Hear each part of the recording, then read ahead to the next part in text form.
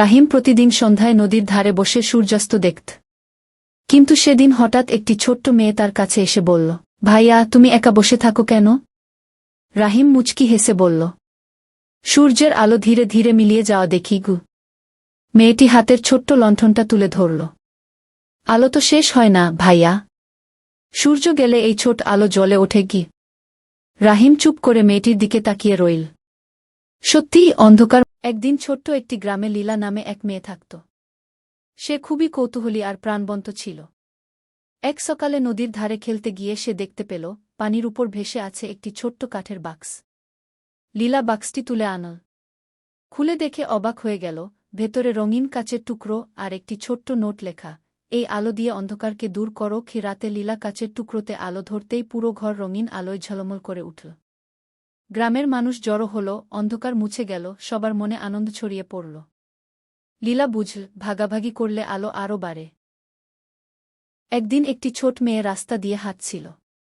হঠাৎ সে কাঁদতে থাকা একটি ছোট্ট বিড়ালকে দেখতে পেল।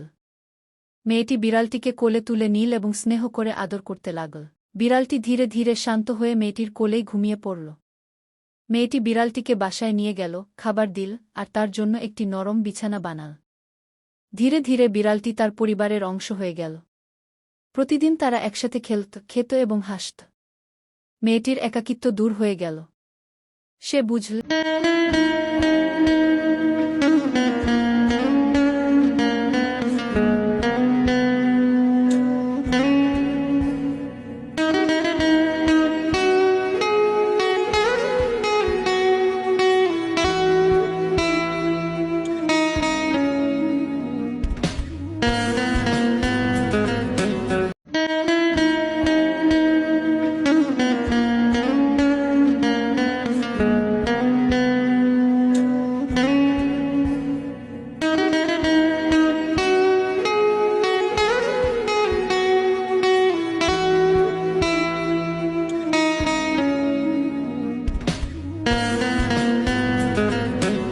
রিমা, আরে তুমি এত বড় কেন?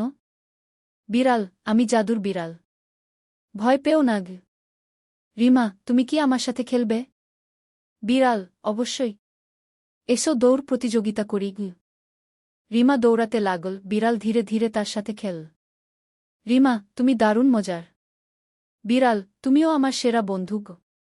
বিড়াল মাটি খুঁড়ে চকচকে পাথর বের করল।